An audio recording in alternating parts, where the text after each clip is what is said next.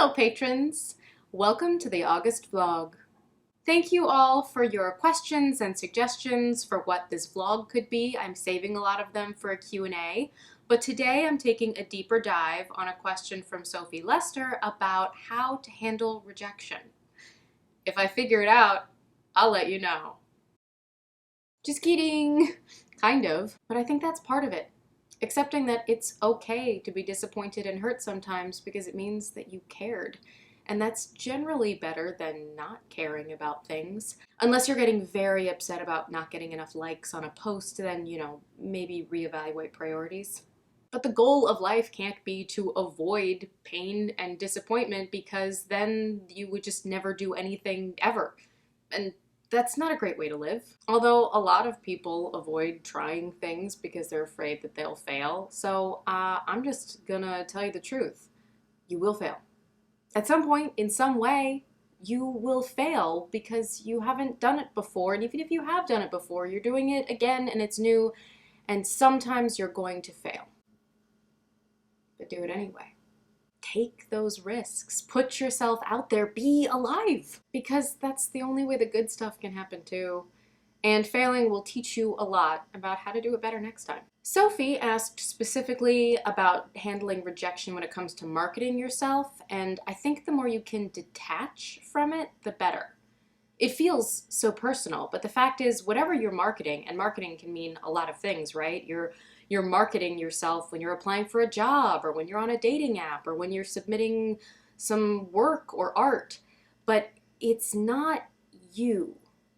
It feels like you. It's some representation of you, but it is this cultivated package, and it's not you and your heart and your brain and your soul and your personality and your you. So if you can just detach a little bit and say, it's not me that's being rejected, it is this other thing, that helps me. Also, rejection is this big bad word, and this idea that someone looked carefully at the thing that you presented and said, no, I don't want this, bad. But that's not always the case. Very often being rejected just means not being the first choice, and that doesn't mean that whatever you were presenting wasn't great and liked. Surprise visit from Purdy. We're talking about rejection. She's never been rejected in her life. Since you're making up the story that they don't like you or the thing that you made, why not make up a different story? Make up that they love you and they love the thing that you made, and there's just some other reason why it wasn't the thing that got clicked on or picked or hired or whatever. It's all made up in your head anyway. After every audition, I decide that they loved me. I mean, let's be honest, they probably loved me. But I'm not always going to get the job. But I've been on the other side of casting, and I've watched auditions from people who were fantastic and not right for the role for any number of reasons. And it helps me to remember that. It helps me to remember there are a lot of reasons why this may not have gone my way. But it's not because I wasn't great. And when it comes to things like social media, which is a big way that a lot of us are marketing ourselves now, you don't even know if the algorithm showed that to people. Which also means you have to post a lot, which can feel very, ugh. But for instance, I gain at least one new patron every time I post about my Patreon, which is still pretty new. So I know that a lot of people haven't seen it yet, even though I feel like I'm bombarding people. But you just have to find the amount that feels comfortable to you.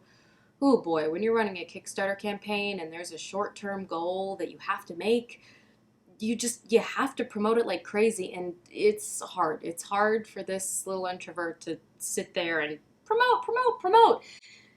But people have responded really well to that as well. So, even if you feel like, I've posted this 10 times and everyone hates me, the fact is everyone is scrolling through their own feed, and they probably aren't seeing it every time you post it.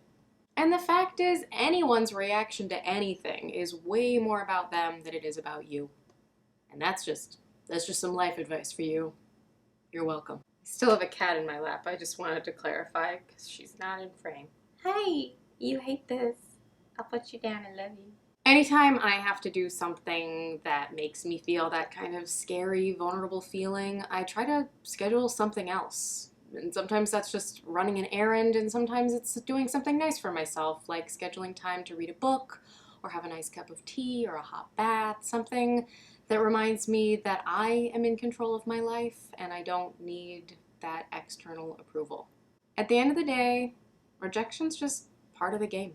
Everyone deals with it in many different aspects of their lives. It comes up in romantic relationships and platonic relationships and jobs and making art and just everything that matters.